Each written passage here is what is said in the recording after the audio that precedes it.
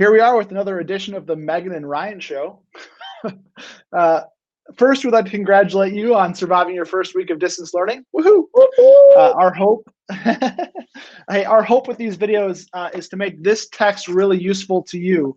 And so, before we go any further, though, we're going to ask you to look back on our previous modules and ask yourself, how are you doing with self-care? And how are you doing establishing norms, expectations, and routines during your first week of distance learning? Awesome. So the book technically has 7 modules left. Do not worry, you are not expected to read all 7 modules. But you will see on this slide the different themes and topics that these modules discuss, and they range anywhere from like your teacher-student relationship to how you can give great feedback for your students in such a way that they'll actually learn and improve their work. So you do have a vast array of topics that you can discover in our next 3 sessions. For my module, I chose module 8, feedback, assessment, and grading. I know from my experience as a learner and as a teacher that feedback has a huge impact on learning. And John Hattie agrees.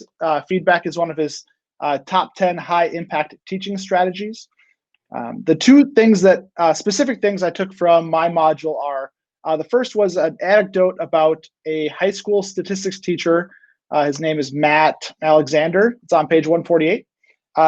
What I liked is that it gave me a 10,000-foot view of his instructional approach, which not only emphasized creating a culture of feedback, but it also included a lot of high frequency feedback loops. And so I loved reading more about that and kind of seeing an effective process. My second big takeaway is that feedback is only effective when it's received. And so the culture of my classroom and the positive relationship between teacher and student play a vital role in ensuring that feedback is effective. I also, when I was reading this, made a connection back to module 3, which was teacher and student relationships from a distance.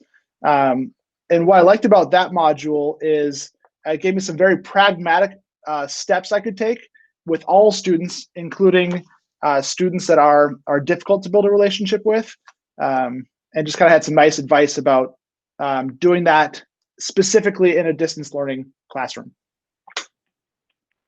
Awesome.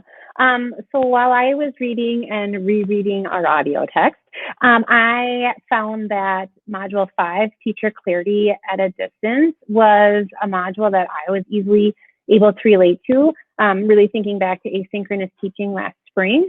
So on page 40, it listed like 4 combined practices that create clarity. And I've learned not only as a teacher, but as a parent, the importance of being clear with your students. So when I kept thinking about this together, Rachel Schmidt and I, we worked really closely and we made sure that the lessons we had were well organized and the format was consistent so students knew what to expect every time they took a look at our lessons. We also explained the information clearly, both in written and verbal forms. And then we also gave some clear examples too. We did a lot of videos of our thinking so that students had a model to guide them towards independent practice. And lastly, kids knew how they were going to be assessed. Our major assignments had a rubric right on the bottom of the page. So it was clear to the students what we were looking for and what they were trying to work for. So feedback was both given quickly, both verbally or written, and that was a way to promote students to move up the rubric and improve their skills and thinking at a distance. So we're going to transition to the next part of our book study. And your next step is to find a module that speaks to your inner teacher strengths that you'll be able to turn into your teacher superpower. So just quickly skim through the 7 remaining modules to see which one speaks to you. If you're like, oh yeah, that's something I totally do, dive into that one.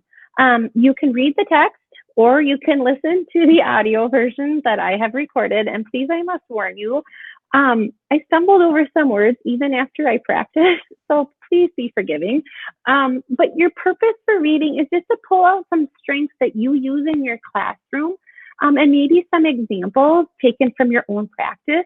Because when we meet again on December 18th in your teams, you're going to meet with some like-minded strengths people and just have an informal discussion about what you do and how you do it and how you're going to get better at it.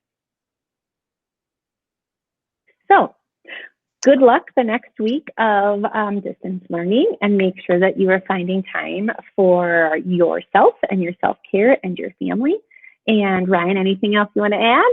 Nope. Thanks for all your hard work, guys. You're doing awesome. Thank you.